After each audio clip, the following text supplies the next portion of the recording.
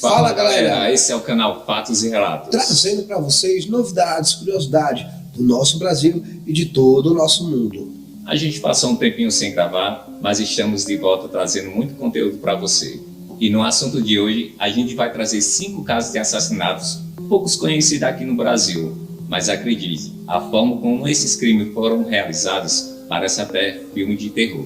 Embora seja pouco conhecido aqui no Brasil, o que vamos contar para vocês a seguir é mesmo de revirar o estômago. É um fato, filme, igual um filme de terror. Eu sou Marciano Souza. Kleber Lopes. E desde já, convido a você, se não é inscrito, se inscreve, já vai dando aquele joinha que é muito importante pra gente. Puxa a vinheta, Stifle.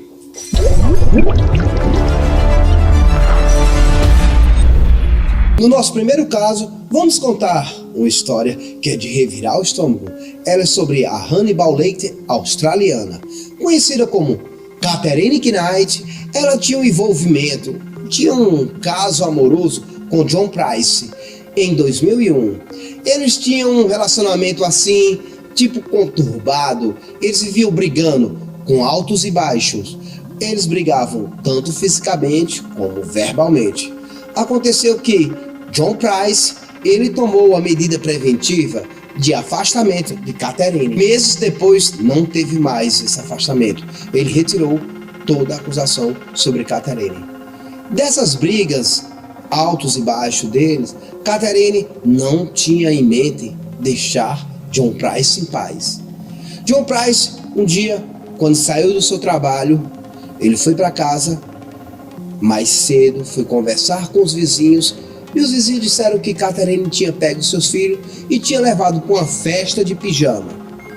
John Price, sem saber de nada, foi conversar com os vizinhos, foi para sua casa e lá, assistindo, Catherine chegou por volta das 11 horas. Ela assistiu TV com ele foi para o seu quarto dormir, ela foi tomar o seu banho e com a faca que ela tinha, pois a profissão de Catherine era de açougueira. Catherine pegou sua faca, colocou debaixo do seu travesseiro e foi dormir.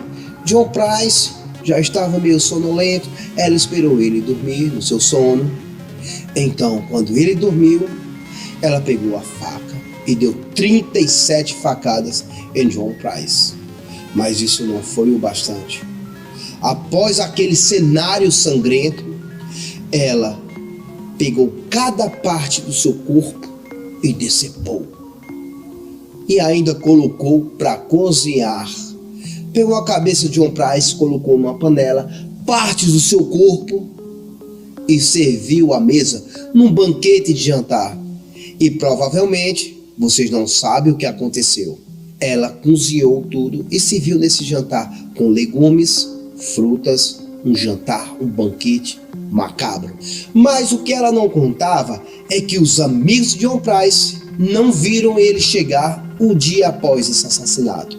E John Price, um dia anterior, ele disse: se eu não voltar para trabalhar amanhã, é porque Catherine me matou.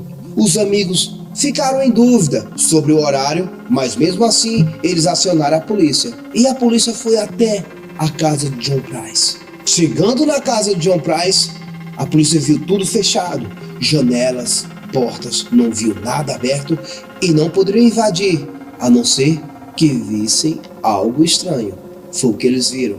Quando a polícia olhou pelo olho mágico, viu uma cortina, então tiveram que arrombar a porta. Quando arrombaram a porta, viram uma cortina, só que essa cortina era de pele humana, a pele de John Price. Coberto de sangue dessa pele, os policiais entraram e viram aquele cenário sangrento. Na cozinha, na mesa de jantar, já estava ali servido partes do corpo de John Price.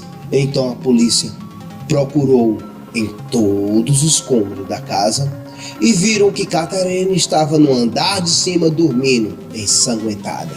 Eles acordaram e prenderam Catherine. Esse foi um crime mais macabro na época.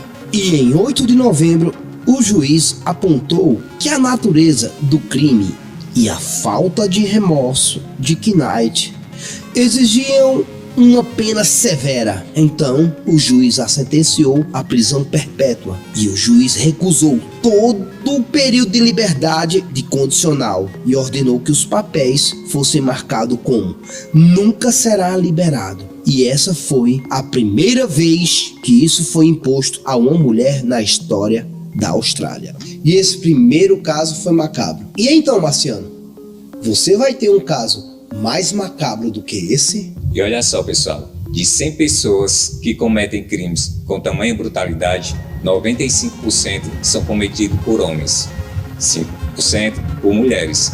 Dentre elas estava Belly Gunis. Vamos conhecer um pouco dessa história? Belly Gunis foi uma assassina em série.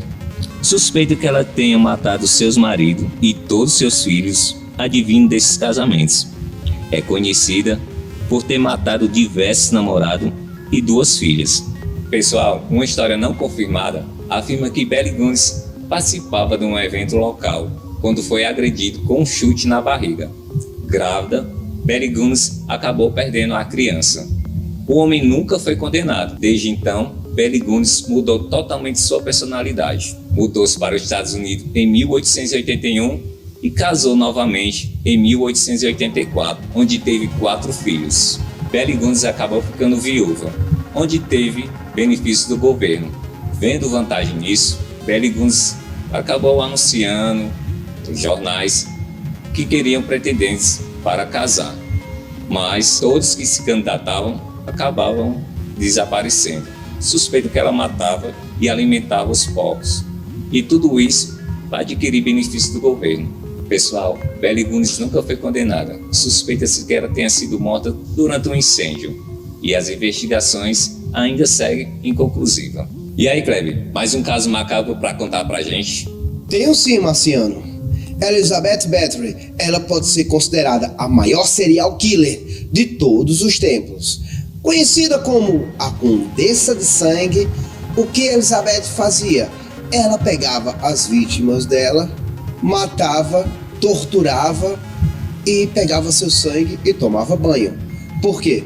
Porque ela acreditava que ao tomar banho com o sangue das vítimas, ela ficaria mais jovem. Mais de 650 mulheres morreram por causa de sua insanidade, de seu pensamento que ela poderia ficar jovem ao tomar banho com o sangue delas. Essas mulheres eram meninas, não eram mulheres, e sim meninas, entre 14 e 15 anos. Simplesmente ela contratava essas jovens para trabalhar para ela como camareira, como escrava. Então ela pegava essas vítimas, que eram garotas entre 14 e 15 anos, e contratava para trabalhar para ela, para ser serviçais, servir a ela. Então o que ela fazia? Levava ela para o seu esconderijo e torturavam elas. Os crimes dessa Condessa de Sangue, elas tornaram-se o auge quando o seu marido faleceu. Então ela, sempre querendo ficar jovem, tornou uma assassina. Vou detalhar essa história para vocês. Após seduzir as camponesas, em sua maioria moradoras do vilarejo dela, com a promessa de trabalho como servas domésticas, a proposta logo se transformava em uma cena de horror e as mutilações tinham início: dedos cortados, agulhas cravadas embaixo das unhas, espancamentos com porretes e açoites farpados, queimação das mãos e banhos gelados. Esses climas extremos era alguma das formas de tortura executada pela Condessa de Sangue, segundo o arquivo histórico da cidade de Budapeste. A Condessa, por esses crimes bárbaros, mais de 650 vítimas, ela não foi condenada por uma prisão carcerária, e sim uma prisão domiciliar. Ela foi presa em seu castelo, num quarto onde ela tinha apenas um espaço para respirar e receber comida. 4 anos depois, a Condessa morreu, mas foi abafado, foi excluso todas as histórias sobre essa Condessa, por ser de família rica e não poder espalhar boato sobre esses atos macabros. E até hoje não se sabe se ela foi assassinada ou apenas um ato do governo. Essa história foi macabra o bastante para você, Marciano? Não tanto quanto o de Jerry Brudos, que matava suas vítimas para elevar ao máximo o seu fetiche por sapatos. Nascido em Webster, Dakota do Sul, Jerry Brudos era o mais novo de 2 filhos. A sua mãe queria uma menina e ficou descontente quando teve outro filho. Constantemente, o menosprezava e tratava com desdém, e até abusou dele. Ele tinha um fetiche por sapato de mulher desde os 5 anos de idade. Jerry Brudos foi um assassino americano em série, conhecido como assassino da luxúria ou assassino do fetiche de sapato. Ele foi julgado e condenado por 4 homicídios em 1968 e 1969, no estado de Oregon, nos Estados Unidos. Pessoal, Jerry Brudos teve uma vida muito tumultuada, desde escândalos sexuais até internações em manicômio, onde foi diagnosticado com esquizofrenia. Condenado à pena máxima, Jerry Brudos cumpriu apenas uma parte de sua condenação, onde morreu em 2006 em decorrência de um câncer no fígado. Então, pessoal, vamos para o nosso 5º e último caso macabro desse vídeo. E nesse último caso, vamos falar sobre John George, lá em 1940, conhecido como o assassino da banheira. John George pensava que poderia matar livremente e não deixar suspeita. O que John George fazia? Ele pegava suas vítimas, colocava em uma banheira e dissolvia com ácido. Mas o que ele não sabia é que sempre ele deixava alguma evidência. Durante a investigação, ficou evidente que John George estava usando o ácido para destruir os corpos da vítima. Pensou que, se os corpos das vítimas não fossem encontrados, a condenação por homicídio não seria possível. As provas de substâncias fóreas, além da ausência de corpos de suas vítimas, foram suficientes para ele ser condenado pelos seus assassinatos.